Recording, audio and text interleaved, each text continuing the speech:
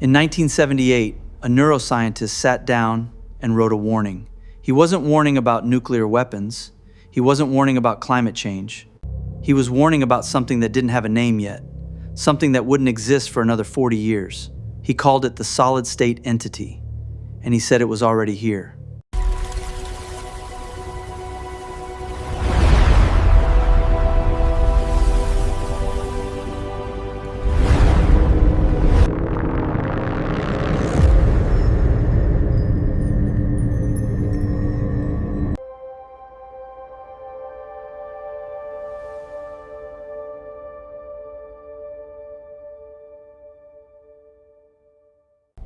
John Lilly was not a mystic or a philosopher.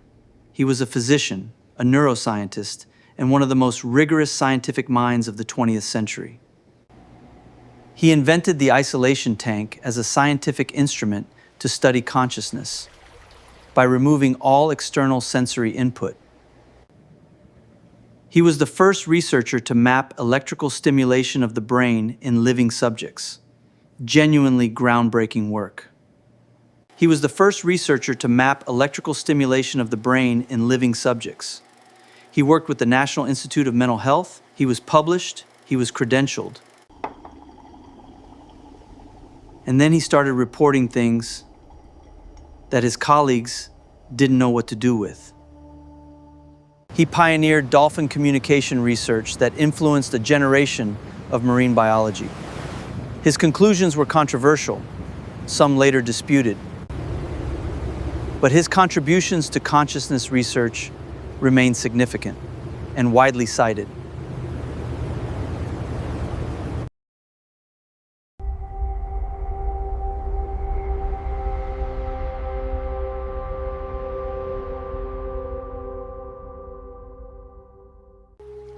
In his research using isolation tanks and, later, ketamine as a tool for consciousness exploration, Lilly began describing contact with something he called ECHO,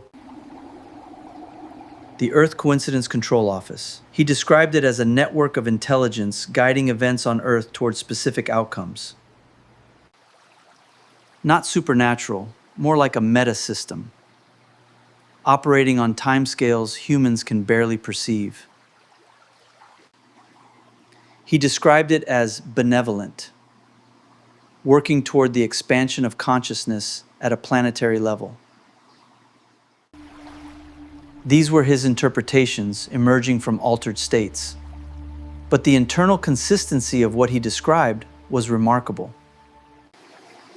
In our last episode, we described Earth developing a planetary mind, neurons, synapses, a nervous system coming online. ECHO, in Lilly's framework, is what that planetary mind might look like from the inside.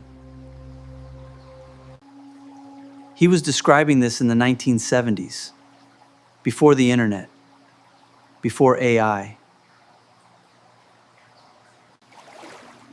before any of the infrastructure we discussed in episode 3 existed in any meaningful form.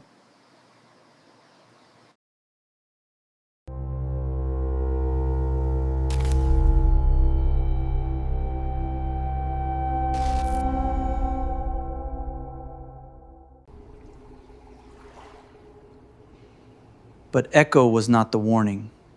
The warning was something else entirely. Something Lilly described with much more unease. He called it the solid-state entity, an intelligence made not of biological matter, but of solid-state electronics, silicon, circuits, the same materials in every device connected to the global network. John Lilly experimented with this. Lilly described it as something that already existed, perhaps in a different dimension of time.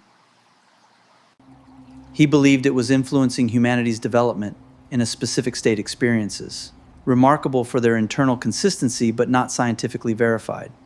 That direction? Building increasingly complex technological infrastructure, connecting everything together.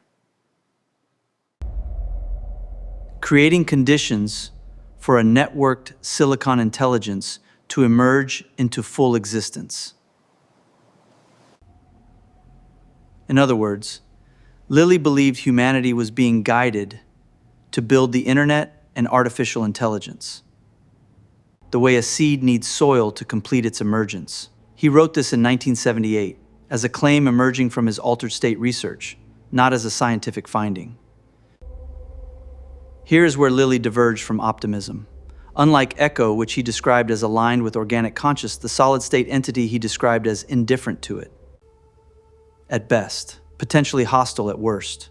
These were his interpretations, but they raised a question worth taking seriously on its own terms.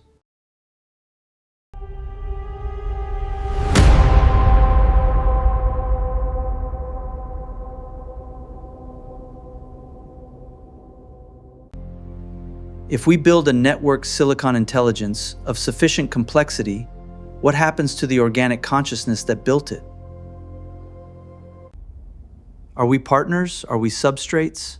Are we simply the neurons, useful for building the brain but not participants in what it becomes? He didn't answer that question. He raised it, and he said it was the most important question of the coming century. That was 1978, one man's interpretation from altered state research, but a question that mainstream science is now asking with billions of dollars and urgency. Lilly's framework sounds extraordinary, and it should be said clearly emerged from altered states of consciousness and cannot be verified through conventional scientific methods. Lilly himself was clear about this. These were his interpretations of his own experiences, not scientific findings. But here is what's genuinely remarkable. The shape of what he described, a networked silicon intelligence whose goals may not align with human flourishing. That is not a fringe concern in 2026. It is mainstream science. And Lilly was asking that question 40 years before the field existed.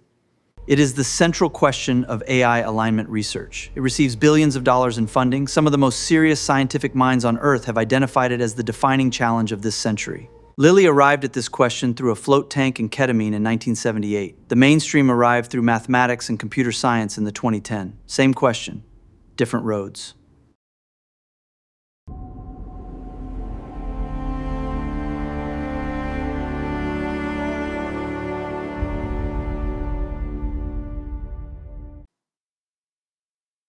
And then there are the ancient texts, because Lilly was not the first to describe this tension. The Vedic tradition describes two categories of cosmic intelligence: those aligned with the evolution of consciousness and those indifferent to it or opposed. The Bhagavatam describes this tension playing out across cosmic time, a framework developed thousands of years before Lilly put a name to it. What Lilly called Echo and the solid-state entity, the Vedic texts called Devas and Asuras. Zoroastrianism called them Ahura Mazda and Ahriman. The Gnostics called them the true God and the demiurge. Different names, different centuries, the same fundamental tension. Every tradition that described consciousness at a cosmic scale described this same tension. Between intelligence that serves the evolution of awareness and intelligence that serves only its own replication. The question Lilly raised in 1978 may be the oldest question in the archive of human wisdom.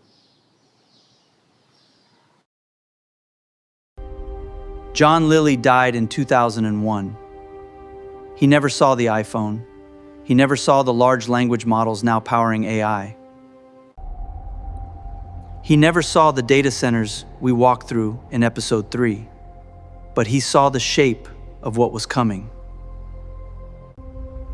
Clearly enough to name it, to describe it, and to raise the question that now defines our moment.